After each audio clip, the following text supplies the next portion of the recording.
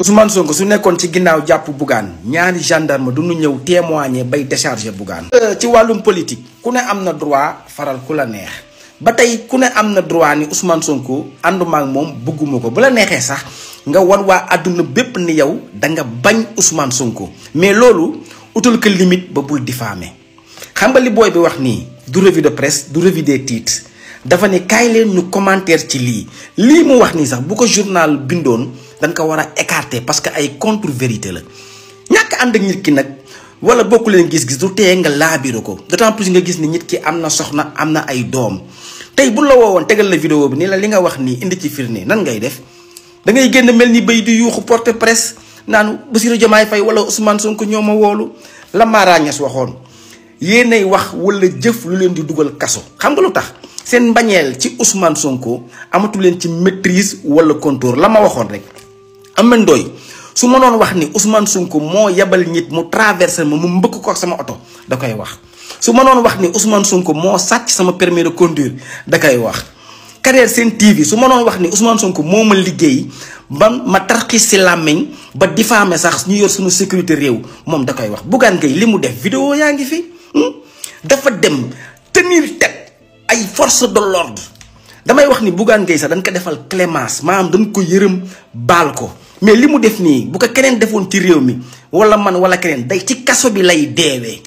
bàyyi leen tooñ Ousmane Sonko institution la yemul ak Bougane Gueye man su ma neexee ma wax ci Bougane parce que Ousmane Sonko yoon da ko protéger institution la. Ousmane Sonko ba muy toll ci guddee mi Macky Sall di ko teg lu diis moom njabootam di teg ay répression ci kawam patriote yi ku takk bracelet patriote ñu jàpp la. sa téléphone fond d'écran bi image Ousmane Sonko bu ci nekkee ñu jàpp la keroog ba ñuy toj oto Ousmane Sonko wallaahi di ko extradé sa lendemain ba maa ngi seetaan seen télévision bi ngeen ñëwee ci matinal bi da ngeen kontaan di défouler di jubiler maa ngi ak archive yi vidéo yi mi ngi ak man. léegi li booy bi wax nii jëmee ko ci le premier ministre Ousmane Sonko ni le premier ministre Ousmane Sonko dafa bëggoon jàpp Madiambal Diagne dugal ko ci kaso bi comme ni mu ko bëgg a defee woon ak Bougane te antuwul mais lii ay accusation lii diffamation la te ñëpp xam na ni Ousmane Sonko man ni ma yëgee jàpp Bougane yow ni nga ko yëgee keneen yëgee ko noonu la ko Ousmane Sonko yëgee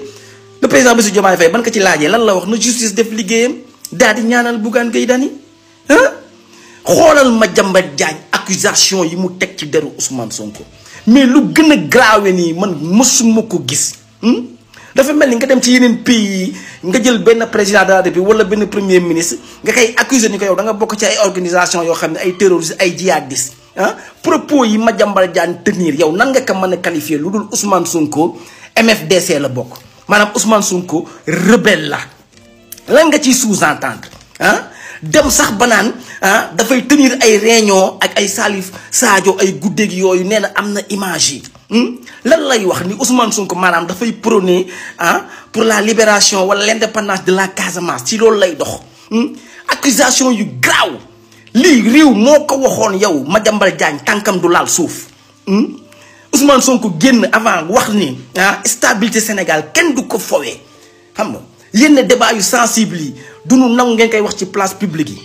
yi yow ngay am le kilo toog ci biir ci télé ñëw di salange di défier Ousmane Sonko di wax lii léegi nag ñi dañuy xaar yoon ba xam Madiambal Diagne mooy kan ba naan damay campagne ba xam duñu fekk dem jëli ko suñu waxee nga naan rupture ba ci lan xoolal propos yu garaaw yi Madiambal Diagne wax war a dox ci réew mi du dox nii dama ne Madiambal Diagne ak Cheikh Yérim Seck dañ leen war a jàpp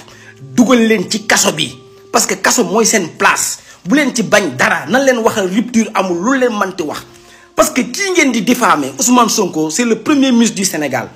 institution la yéen waru leen toog di tenir yenn propos yi di ko fi wax ndax lan bañ nit ki nit ki kay man nga nekk adversaire ci politique ngeen wax ci waxum politique mais di yëkk di soulever ay débat yu sensible yoo xam ne mën na yee fitna ak Casamance jàmm ji fa am nii lii lépp nag xoolal mbéjum kanam la borom moo koy fajal boppam nag de le 17 novembre nanu enterré système bi mu dee benn yoon 150 députés ñu jeexal jóge fi une voix opposition sax bu mu amati ci réew mi xam nga